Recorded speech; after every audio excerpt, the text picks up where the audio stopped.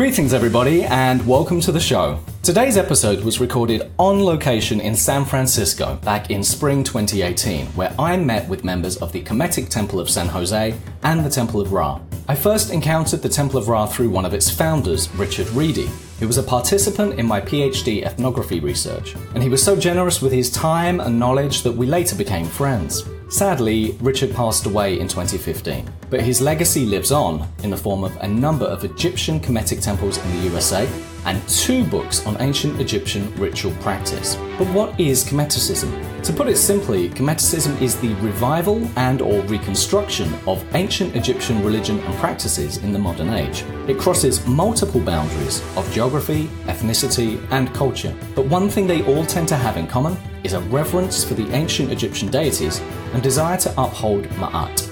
That's the principle of truth, harmony, justice, and order named for the goddess Ma'at of ancient Egypt, or Kemet. Kemeticism comes from the word Kemet, which is the ancient name for Egypt, often translated as Black Land. Now, we'll get into the implications of that nomenclature another time, as that deserves several episodes. But for now, relax, grab a cup of your favourite bevy, and settle in for this 2-part interview with members of these Kemetic temples. I'm going to start off with a little introduction. I'm Paul Harrison, and you're listening to Profane Egyptologist. Today, I am in a very special place in the heart of San Francisco. I have been speaking with and semi-participating in ritual with members of the Temple of Ra and Kemetic Temple of San José. I'm here today with Matt and Banu, and we're going to go through a little bit of a conversation and introduction to what the temple is, what Kemeticism is, and what Kemetic practice is all about. Starting off, hello, Matt, Banu, thank you for having me. Hello. Hello. A great honor and a pleasure to be here, finally see your faces after the many electronic and virtual conversations and interactions that we've had over the last few years. So to add some context, I had encountered Richard Reidy, the author of Eternal Egypt, during my studies and my research for the PhD, which turned into the book Profane Egyptologists. And over the course of that time, I was introduced to Banu, who was incredibly generous with her help and, gave me a lot of feedback with regards to how Kemeticism worked and how different perspectives on different groups, because Banu had been through a number of iterations of different groups along the way to joining. Now, did you first join the Kemetic Temple of San José? Is that right? I first joined the Kemetic Temple of San José before I joined the Temple of Ra. Right. But the very first temple that I ever joined was House of Necha. House of Necha. Yes. Okay. And if we could just, for the listeners out there who aren't familiar with Kemeticism, maybe just a brief kind of pitch on what Kemeticism means to each of you and how you view it and its place in the world. We'll start with you, Banu. To me, Kemeticism is about Ma'at. And that's Ma'at, the goddess of, that's Ma'at, the goddess of order and harmony. She is both a goddess and a concept, which is very important within the Kemetic religion. And I tend to look at the world around me as a series of relationships.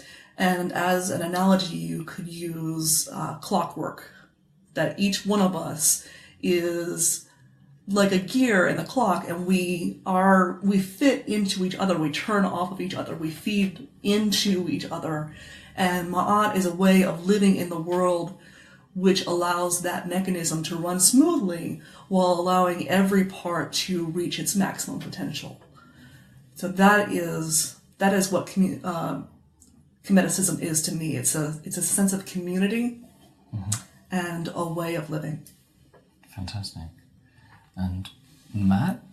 And there'll be many things that resonate with Banu because they're not different, maybe difference in emphasis even there.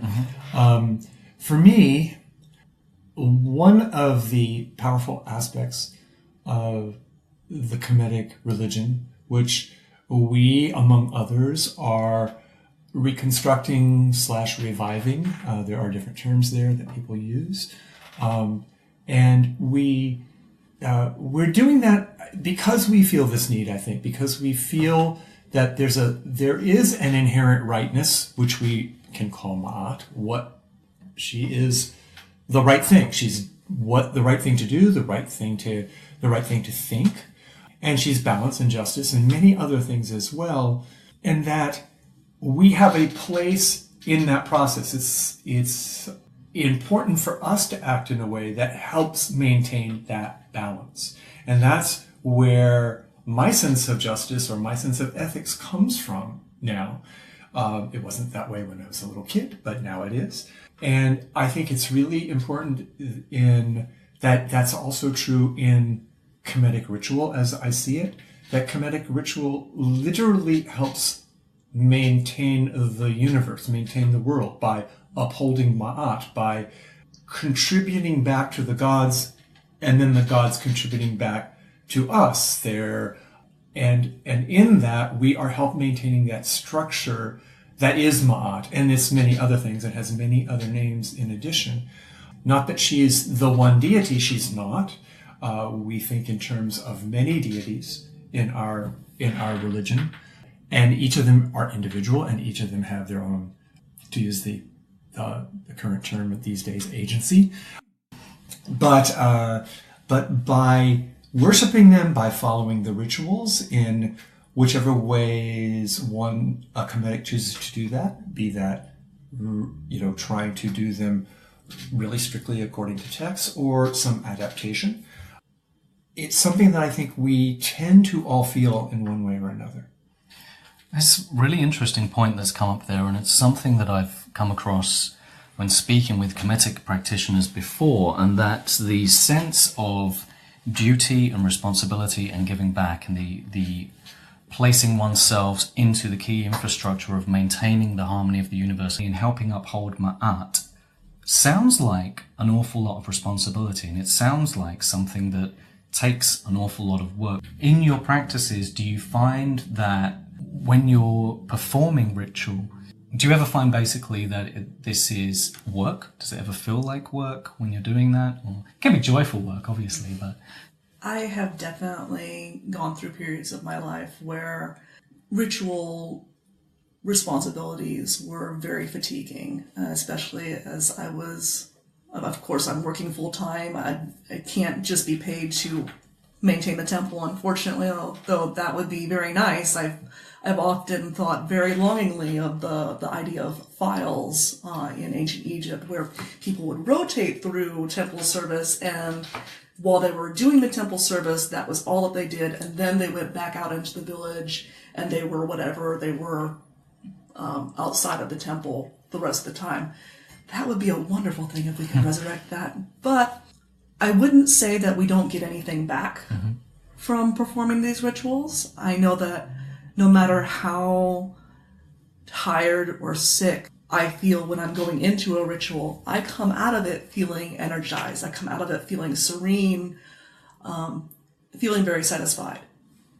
And to go back to my clockwork analogy earlier on, I've found that if one of the gears gets rusted or gets clogged up some way, it makes all of the other gears in the mechanism slow down.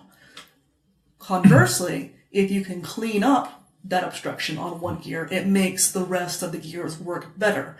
So I have found that ritual is a very easy place to focus, to restore the balance between myself and my gods, to get that part of my life back into Ma'at. And when one part of my life is in Ma'at, I find it easier for other parts of my life to snap in place. So I have found that during times when I have done ritual or have lived my religion very mindfully, I have been able to tackle other parts of my life which have cleared up and made me a more successful and a more, just a happier, more fulfilled person in general. You know, I really like the way you said that, and I know what you're saying, and yet it kind of seems to manifest in a slightly different way for me. One way I find it manifesting is I have sometimes these things are happening outside the ritual context. In other words, it's almost like a building up of, there's a numinous word in here somewhere, I don't know what the numinous word is, a building up of some sort of relationship that then starts to manifest itself in the ordinary world. Mm-hmm. And I think that's what you're saying, that you're working on other parts of your life. And I've felt those kind of facilitations, almost like, wow, that was easier than it should have been. Mm-hmm. Golly, I mean, like, I had no expectation that I would be able to do certain things I was able to do, and I really do believe that they were facilitated because the gods and goddesses wanted that to be that way. Mm-hmm. To not put too much of a woo-woo onto it. And there's an example that perhaps I'll go into at some point, but not this moment. Also, I think I wanted to get back to this aspect that the responsibility for giving back to the world for me is definitely the rituals. It's definitely acting in an ethical way from moment to moment as best I can, and speaking ethically as best I can, even if that's not always popular. Another way for me that is important is I feel it's important that the children of the people who originally worshipped our gods and goddesses are still there. They still have a culture. They still are very much present in Egypt. And I feel like one of the things that I have as a responsibility is giving back to them in some fashion or other. This is something that, in terms of colonialism, people from Europe and America and the First World, more or less, just write that really large, have taken so much out of the country and have gotten so much value from it aesthetically, fabulous collections in museums, all kinds of things. And so I personally feel like we need to be giving something back to the people as well. Mm-hmm. So I try to do something like that actually contributes to individual Egyptians.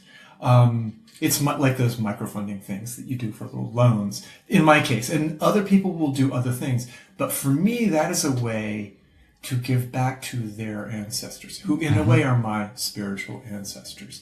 And I felt that was an important piece of this upholding Ma'at, which is to help those people who are on the ground who actually are very aware of the ancient world. They're very aware of these sites and gods and goddesses having a kind of power in some sense. They use different words for it nowadays.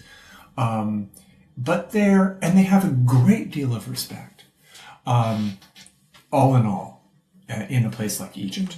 And so I feel like that's another aspect that we have a responsibility, again,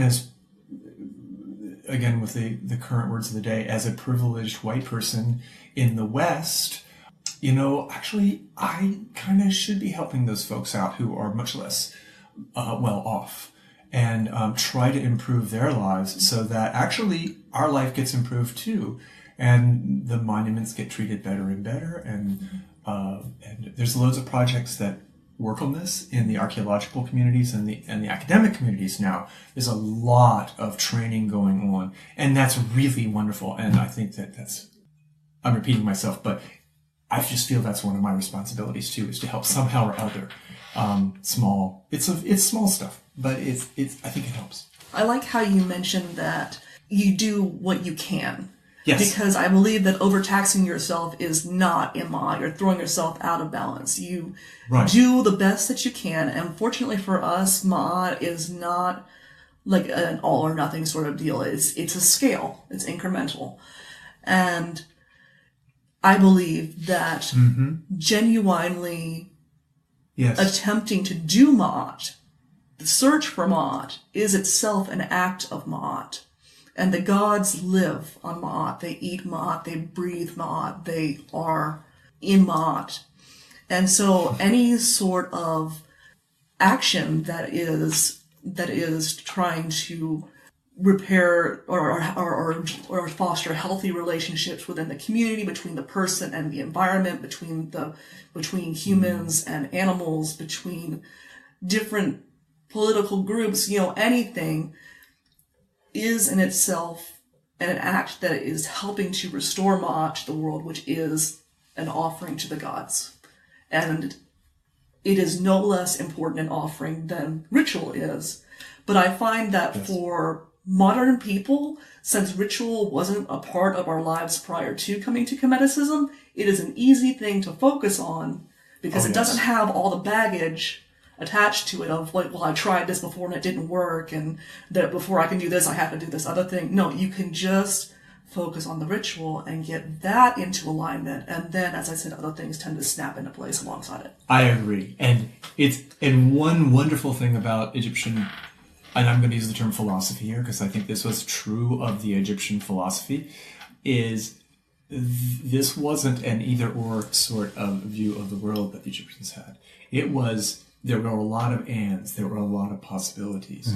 Mm-hmm.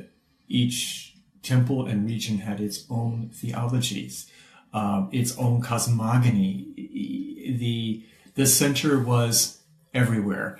Polycentrality is one of the things that is an aspect of this kind of polytheism, and it plays out in our lives too. You don't have to do every single thing. You don't have to line up and get everything perfectly right in order to be good enough. Even a kind of act will help. Mm-hmm. And if you can add to it and not go out of balance, as Manu says, which is absolutely right, that's good. You have not failed. It's that trying. I love the way you said that it's actually by trying and trying to be mindful of living in Ma'at. You already are contributing to Ma'at. Mm-hmm. It's really interesting that you mentioned that. And there's two strings there. And there's the one string of the ritual, which in itself sounds like the focus of a lot of responsibility. Yes. It's not desire and bliss. It's, there is a responsibility inherent in that work. And you turn up to the field, shine or rain or snow, or whether you're sick or healthy. But this other string that you mentioned, the idea of giving back to the geographic inheritors and the native Egyptians is in itself quite a modern idea within, mm-hmm. The fields of Egyptology and archaeology. The idea of repatriation has been a bone of some contention in archaeology for a long time, and there are still, many, many objects in museums which will probably never see the light of the Egyptian sun again. So that in itself sounds incredibly progressive, if I'm using the terminology of the day myself. If we could take kind of a meta step back for a second and just kind of paint a picture, how did you have two temples? Are there more temples now? Or? There's the Temple of Ra, there's the Kemetic Temple of San Jose, there's the Colorado Kemetic Fellowship. I think they're mostly calling it Per-Achet? No. Per-Achet. Yes. A temple in Colorado. Yes. There was one in Palm Springs, Florida. Palm Springs, California. Yes. Yeah, there is, and actually that has started growing. Yes. I just recently heard a former member of the Temple of Ra, mm-hmm. who moved down there, actually has several students going right now. And there's one in Sacramento as well. And there's one in Sacramento. Wow, so that brings the total up to, if I'm not miscounting, 5? Yes. 5 temples. And this all started from one, presumably. So how did that form, and what did that look like? Unfortunately, our colleague Alan couldn't stay for this recording. Right. Actually, Banu, you might know more because you have more history than I. Well, I know about the beginnings of the Kemetic Temple of San Jose. Okay. There were a couple of women who were interested in starting a temple with Richard in San Jose, and I was introduced to them at PantheaCon. PantheaCon is a convention that occurs in San Jose, California, every year, usually in February, somewhere around the 15th. And it is a gathering of members of many different pagan religions, and also atheists, who are interested, and I think we even have a Jewish population that comes in and they hold some Shabbats, and people will hold classes. It's a convention, so there are talks where people will host their own classes on aspects of their religion, and you can go and you can learn about other religions, or you can attend classes on practical applications, aka magic. I like to think of magic as applied religion, but various different techniques, and it's basically a time for the pagan community to get together. We have people who come from all over the world and attend this one conference for a sense of community. And we do a lot of networking there. So I met these ladies, and they kept on saying, "Oh, well, we're gonna get this group together, and we'll give you a call when it's time." And I was preparing for ritual at my home, and I had this feeling that Bast wanted a particular offering. It was a type of candle that was sold in a store that was down in Mountain View. I was living in San Francisco at the time. And it was a type of candle. It had like gemstones in the candle. And each candle had like essential oils and like a particular theme for it. And I just had this feeling that Bast wanted this as her offering that night. So I got in my car. I drove like an hour and a half down to Mountain View, went to this particular store, picking out my candle. Who's there? One of these ladies. She says, "Hey, we're going to have our first meeting this Sunday. Wow. Would you like to come?" Heck yes, I'd like to come. And so she put me in contact with Richard, and he interviewed me to make sure that I would be a suitable match for the temple, that I was genuinely interested, and we hit it off really well. I went to that first ritual, and it was amazing. Just blew my mind. And I was a member of the Kemetic Temple of San Jose ever after that. Lovely. Yeah. And I joined the Temple of Ra here in San Francisco I think it started in 2012, when I first started speaking with Rich. And at that point, the Temple of Ra had been set up since the middle of the 90s, about 95, 96, I believe, right in that time frame. And Richard Reidy was, of course, the main founder, I guess you could say that. Alan, another member, Alan, who's still a member of the Temple of Ra, was one of the founders. And so it was an established, it was a going concern when I joined. And so I had to actually go through a kind of longer process. It took some months of conversations with Rich, reading books, writing reports. I kind of lucked out in that respect. Yes. I didn't have to write any reports. Yeah, it was good though. I really liked it. I had already read a good half of his book, though, by the time I met him, because I had purchased the book and thought, oh, this is really interesting, back when I lived in the East Coast. And so I actually kind of was put in touch with Rich by a member of the San Jose Temple through a different venue, not through Pantheacon. But and it took us a little while to get started, but once we were started, I kind of went through the process in about 3 months, I think it took me. It's a very extended interview. Yeah, a very extended interview. And actually, that was just the prelim, because the really important one was when I had to meet the other temple members. Because that's where you go, and you haven't been to a ritual yet, you haven't done anything yet, and you've spoken with Rich, and then you're sort of presented to the community, and the community can go thumbs up or thumbs down. And so it was thumbs up. So I was very fortunate. I was very happy, and we all kind of hit it off pretty quickly. It was it felt like home immediately, and haven't looked back at all since then. I remember bringing new people into the temple was almost kind of a traumatic experience to me. Whenever we would first start, whenever somebody new would come in, I would always be worried. I was like, these people are my family. We have such a wonderful bond. I don't want to lose that. I'm afraid that if we bring somebody else in, things are going to change.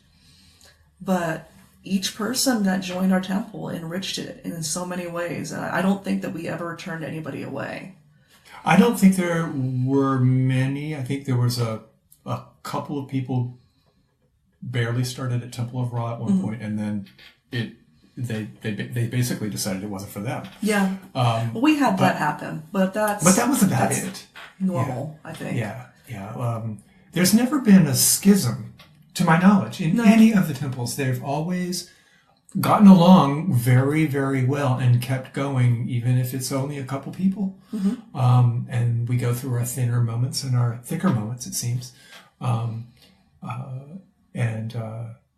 But there haven't been, knock on papyrus. There haven't been actual wars or schisms. How do the aims of group work, and presumably you're forming temples to perform group work that you can't do solo, so how does that differ from the solo work? Well, for one thing, you can do more with a group. When you are working as a solo practitioner, first of all, because to me, Kemeticism is so much a part of an active community, I don't think that there really is such a thing as a solo Kemetic. Even people who are practicing by themselves are a part of their local community, and that community participates with them in interactions of Ma, whether they're aware of it or not. But I get what you're saying, and if you are working by yourself, you have to buy all the offerings by yourself. You have to buy all of the like statues and tools and incense by yourself, and you have to keep yourself to a timeline. It takes a lot of willpower, I think, to be a solo practitioner and keep yourself to a ritual schedule. Whereas if you have a group, like we all take turns bringing in different offerings, so we can have like these nice spreads after ritual. Sometimes it almost looks like a Thanksgiving dinner if we have a whole lot of people coming in, and it's easier to hold to a ritual structure, I believe, when you have other people who are doing it with you and you're not alone. It's almost like having a workout buddy. Right. For kind of a somewhat sacrilegious. Also, I love the one way we do ritual when we are together is we tend to rotate the personas or the roles. And there's a very few rituals that will actually maintain 2 or 3 people in very specific roles, but there tend to be festival type rituals where one priest or priestess is representing Nephthys and one is representing Isis. But in general, we rotate, and the 3 main roles we have are the person who is performing the ritual actions, the person who announces each ritual action to be performed, and then the person who reads the utterances or the words that accompany each ritual action. And that is actually, I really like it because it's a different mental space depending on which role you're in at any one time. If I'm in front of the image and doing the actions, I can go into a more trancey kind of space, I guess you could say. It's focused on the actions themselves. When I'm reading the words, I focus there. And so you get a different flavor of the ritual. And what that allows is that we also all get practice at it. And we all get, and by the way, this is done irrespective of whether it's a man or a woman. We just all rotate equally. If there's a number of people for ritual, we will often do pairs, and have one master of ceremonies, and then have readers and ritualists in pairs, and then alternate pairs. So we do that as well. But that spreads the responsibilities around, as we were speaking of responsibility, and it also spreads the experience around of these different kinds of things. Having tried to do a general ritual on my own, it's a little bit challenging because you've got papers to move around, you've got objects to move around, and so there's more hesitation, there's more interruption to the flow. It flows better when the group is doing it together, I think. Yeah. Now, on my own, I do keep up some sort of daily practice. It varies, though. I have about 3 different levels of daily practice I do. One of them is slightly longer. It's in Rich's book. It's a simplified form of the general ritual. One of them is an even more simplified version of that, and one of them is a very brief. This will happen sometimes when traveling, and I can't do one of the others, though I try sometimes to do an actual food and drink offering even traveling. But if I can't for some reason, Rich always said, well, if you can't do anything else, do an offering the king gives. Which is an invocation offering. The Egyptians use these. They use these mostly in funerary contexts, but we have sort of expanded that a little bit to use in terms of context with a deity as well. And that gives me, even on those days when I'm harassed or I'm traveling or I can't, there's just no time to get this done, I can still have a moment's focus in front of the deities. And that's, but that's rather different than having the group together and doing the longer, more elaborate ritual that we were just both talking about. Yeah, and you're very right about the experiential benefits of focusing on one task. Because I remember when the temples first started, and we have been over time learning how to do these rituals more and more efficiently. And at first, we would have one person who was holding the paper and trying to maneuver objects at the same time. And when we switched to having one person either only read, or one person only do actions, or one person who just has a chance to just sit back from all the action and absorb the ritual, I noticed parts of the ritual that I was like, I don't remember that being in the ritual before because I was so preoccupied with trying to get this right. Exactly. There's so much I want to unpick from all of that, and so much I feel like a listener who isn't familiar with Kemeticism and isn't familiar with Egyptology and isn't familiar with the sources that, we're talking about here. So just to clarify for the listener, these rituals are all original Egyptian rituals that have been reconstructed. And I'm going to jump a little bit ahead in my questions here because I feel like this is a good place to do it. What sources are you using for those and why? Are there any key texts or scriptures that you lean on? Yes. There are a series of ritual texts that we have. Rich used those in his first book. And basically, there are some texts from the New Kingdom of Egypt, basically from around 1275 or so, I'll put it that way, to just around 1000 BCE. There were a series of ritual texts. They start in the 18th dynasty. They go into the 19th dynasty. Actually, sorry, push it back a little more. But they become most prominent in the 19th dynasty. And then there's a very important, particularly 2 important papyruses that are from the 22nd dynasty, one for Amun and one for the goddess Mut. So Amun-Ra and the goddess Mut.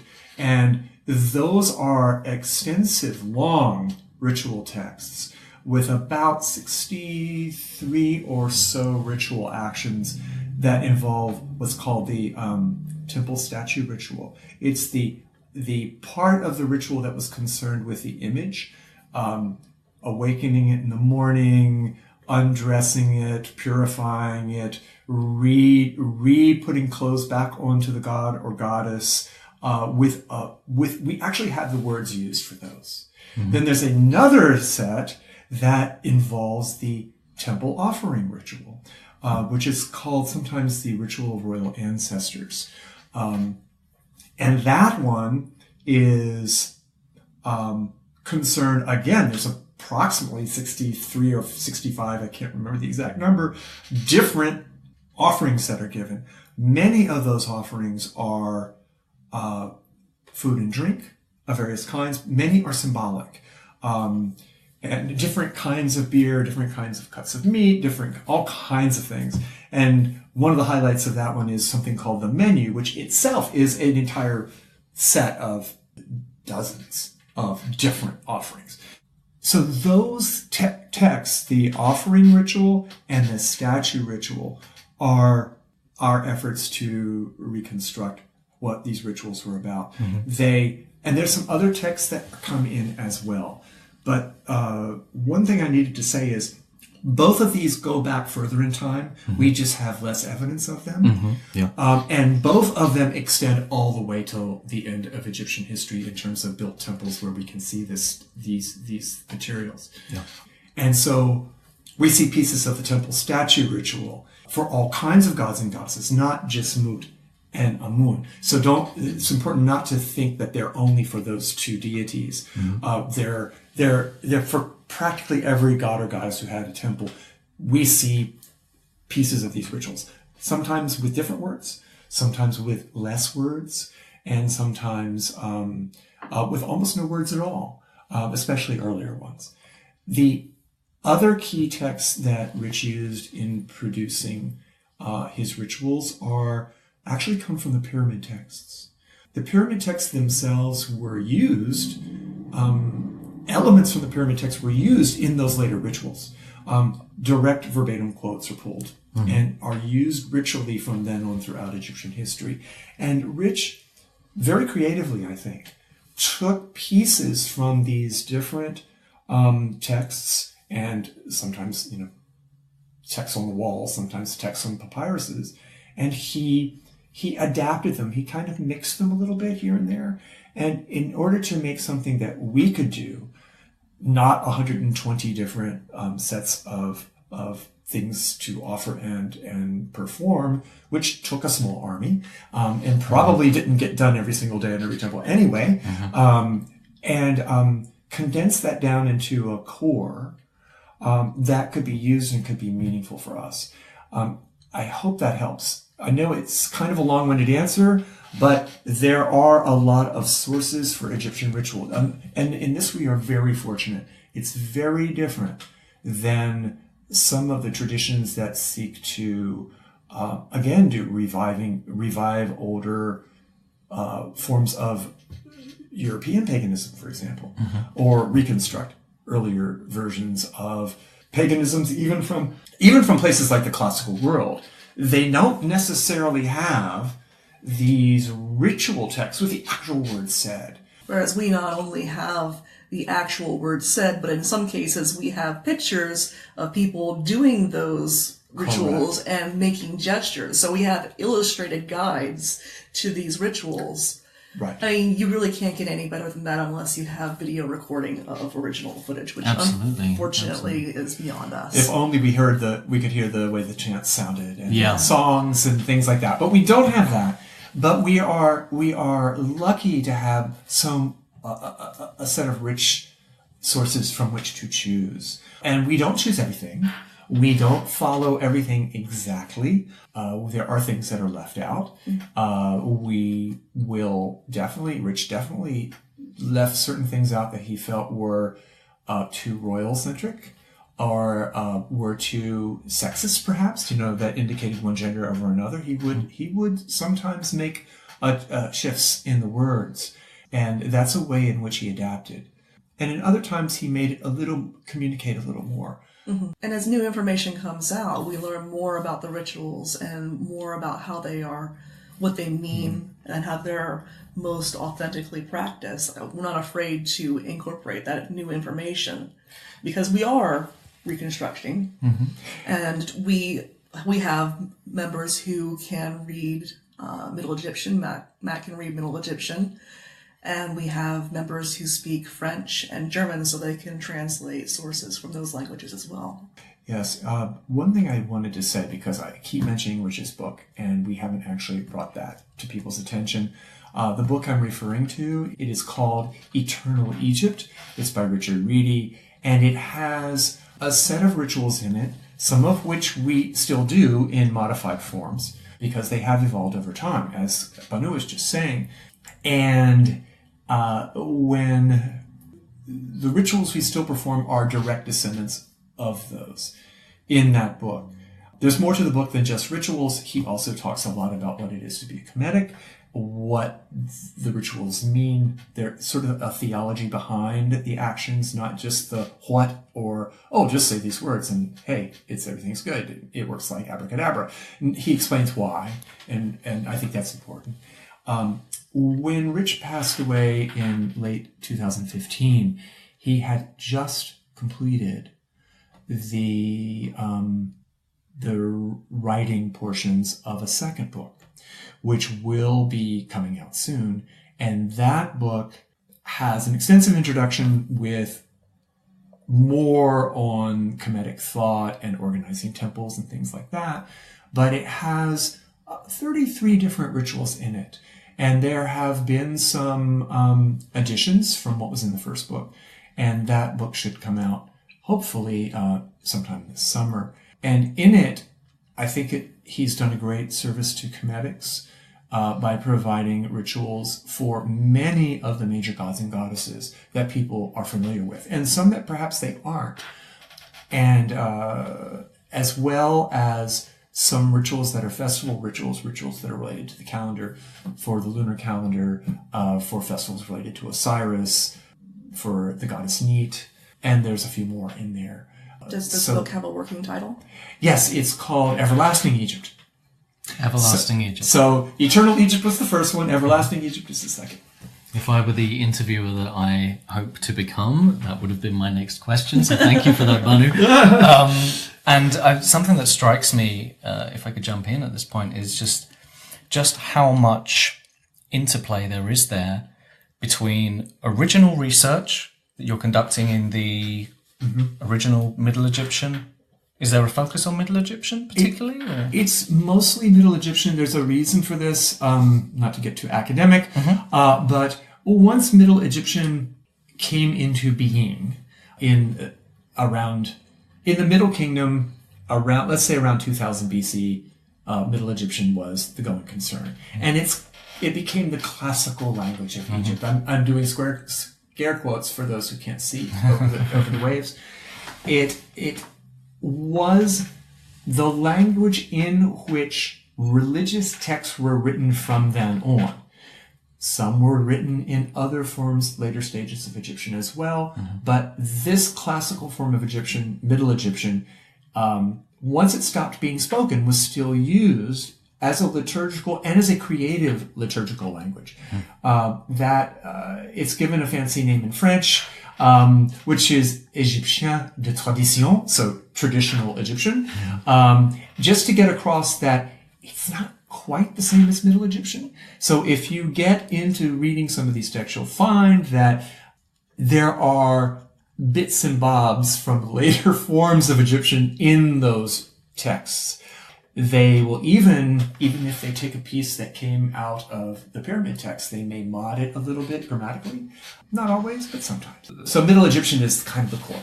Okay. So, and I mean, you have this interaction of original research and use of some academic sources and exploration of academia in itself. Were you already interested and learning hieroglyphs when you came to Kemeticism, or is that something that's developed having been exposed to Kemeticism and feeling, the need to learn the text or read the text firsthand, or? I've always been interested in the written language in all of its forms, especially alphabets that are not the Roman alphabet that I am used to. So Russian, Chinese, Middle Egyptian, they all appeal to me. And I was dabbling with Middle Egyptian when I first came up with the idea, and I thought that I was being really original.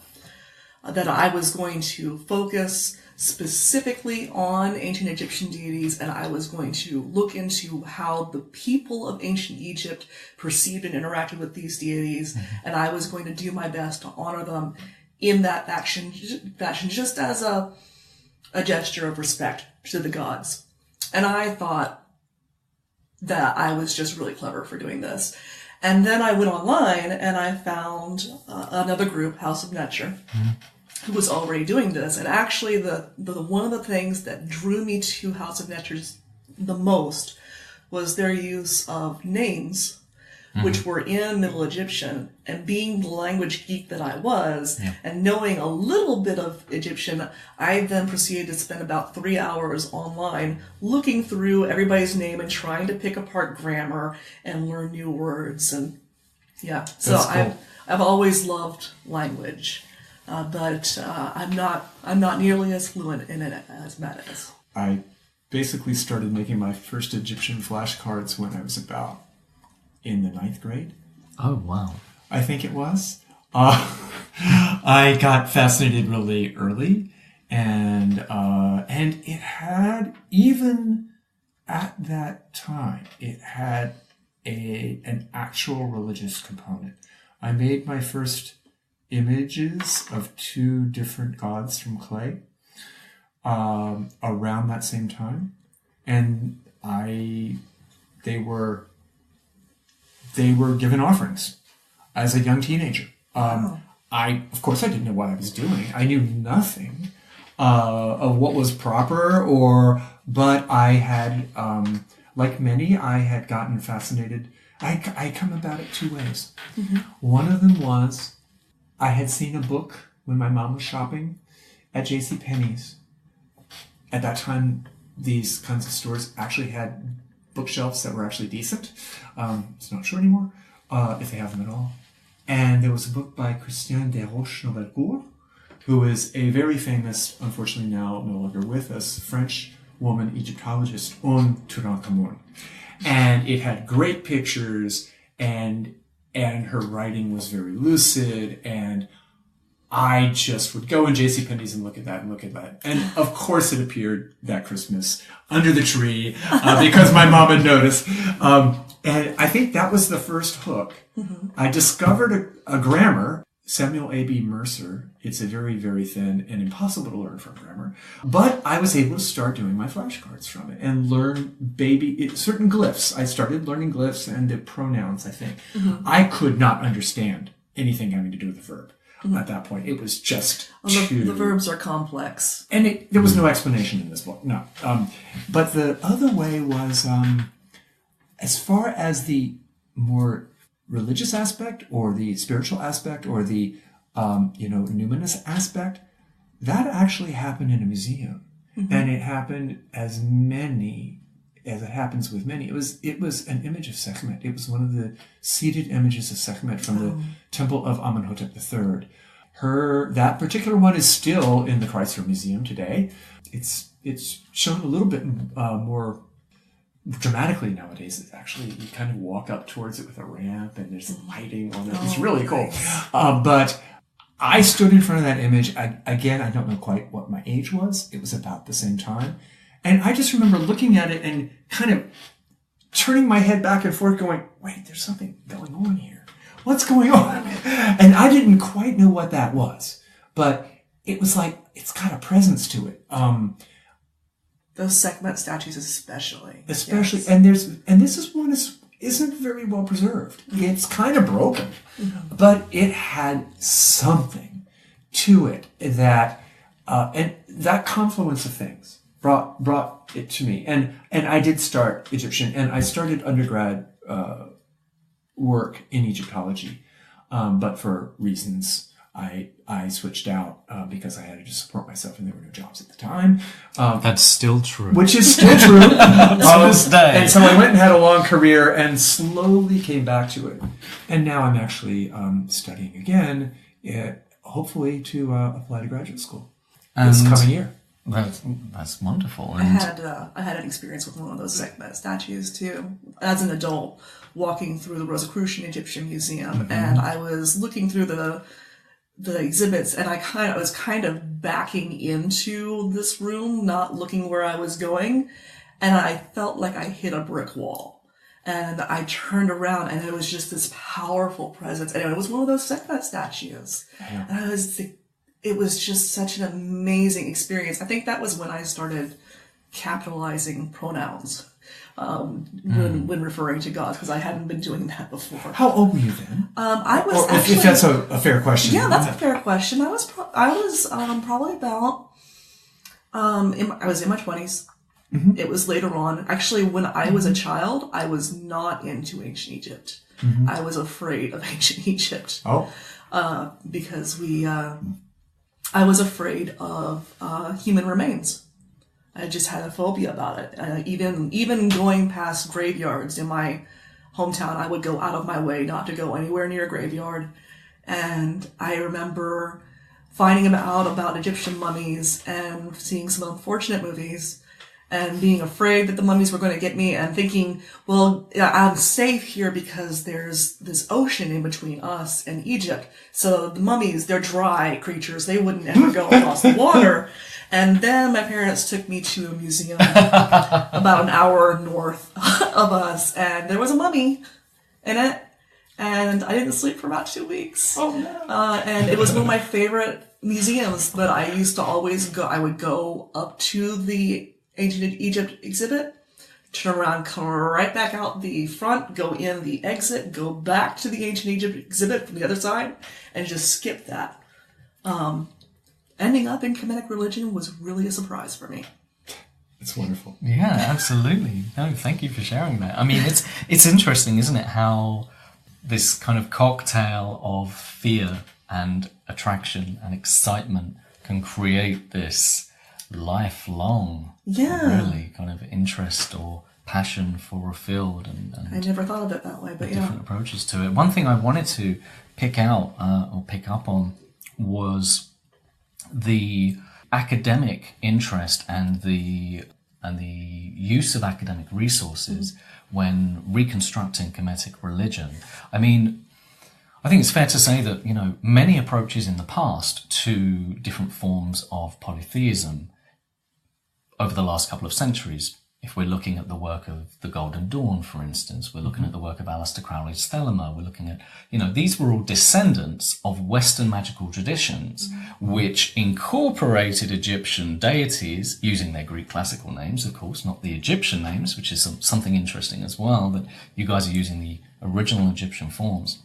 And they were not necessarily interested in any of the original texts or any academic work that was being done about the countries that had been the origins of these gods. They were incorporating gods into their own systems and practices. And from the way you're describing Kemeticism, it's almost the opposite, exact opposite of that. It's going from source to creation rather than the other way around. I mean, how do you find that that kind of fruitful tension between the reconstruction and the academia works for you? And I want to start with you, Matt, because I know you mentioned, you know, rejoining academia. Well, there's one corollary, I'll say, right up front, that I think is going to be important in my own studies and work. And I think it feeds directly back to my Kemetic ritual work as well, is things are going to change. We might find out something tomorrow that will change the way I do a vocalization reconstruction of a god or goddess name. And I am happy to do it. And I have done it. And I want, my goal is to not become hidebound, to not make this be something that is done once and stuck forever. Because it literally is true. We're finding out things all the time. There's actually rather fundamental rethinking going on in the field of Egyptology right now in the topics surrounding religion, how religion balanced for everybody in the country, not just the king, because our studies have tended to be very royal focused, very gold focused, very big buildings and fancy texts focused, and literally throwing away intervening Islamic and Coptic and other histories. And that's changed a lot. But as we learn things, I think it's important that, and this is one thing I'm excited about learning, is new ways of thinking that illuminate what this path might be. That it is something that's going to be alive. That it is already alive and it's going to keep being alive. And one of the pieces of being alive is that it's going to change. And I think we've seen it in our own groups. Literally, our practices have changed during Rich's life, and even since we've done little changes here and there. I think he would have been happy with them, or we would have had discussions and figured it out, because we tended to talk about stuff over and over and over again until we could figure out what we wanted to do. And so that's a piece of it for me. In some ways, confronting the actual source material is also incredibly rich for me. It's just amazing to see what is there, the things that we already do have that are unfortunately bound up in academic work that is in languages that people in the United States can't read or speak. There's a whole lot of important scholarship in German and in French. And being able to realize that these thoughts are happening, I think that here's another kind of responsibility for the Kemetic community. Those of us who are fortunate enough to be able to do the academic work, is to try to get some of these thoughts into the more popular world of pagan thinking in general, polytheist thinking in general. I think there's some great stuff that Egypt has to teach us, and it's not what the 20th century scholars were saying, because many of them were working from an Orientalist-centric, Abrahamic tradition-centric, and hegemonic European culture-centric viewpoint. And to name a name, Jan Assmann just couldn't write a paper unless he plumped the Hebrews into it. And, honestly, what do the Hebrews have to do with something from the 13th century BCE?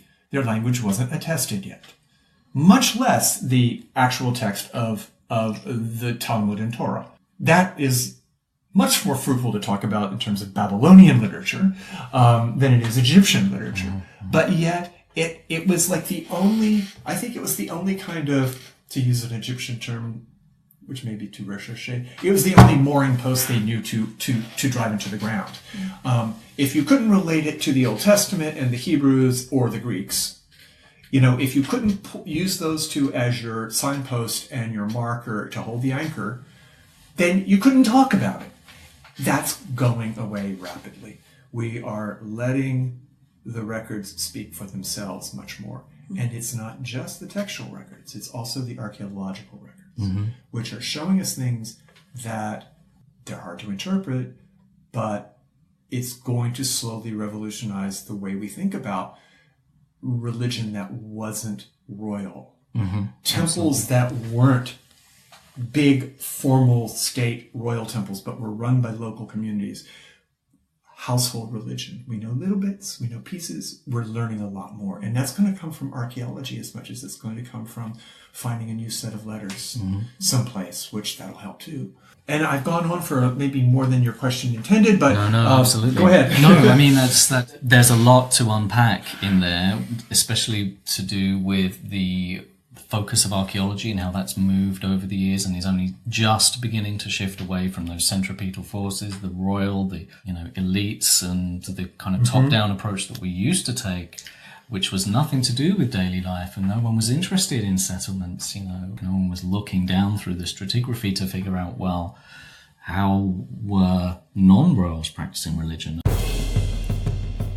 That's sadly all we have time for today, but be sure to check back in for new episodes which continue to explore manifestations of the ancient world in the modern, including interviews with a bevy of archaeologists and Egyptologists, Kemetics and reconstructionists, and key players in historical entertainment, including authors, filmmakers, actors, and game designers.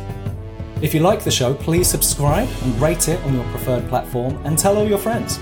I've been Dr. Harrison, And this was the Profane Egyptologist podcast. Thanks for listening.